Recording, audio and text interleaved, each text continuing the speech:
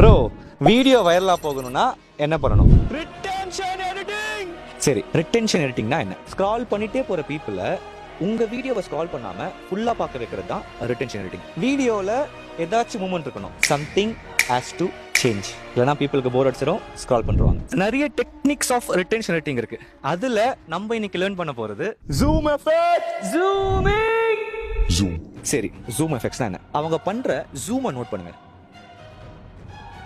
Every famous influencer இது பண்றாங்க. இதான் ஜூம் எஃபெக்ட்ஸ். இது கேமரா ஜூம் இல்ல, இது எடிட்டிங்ல பண்ற ஜூம்.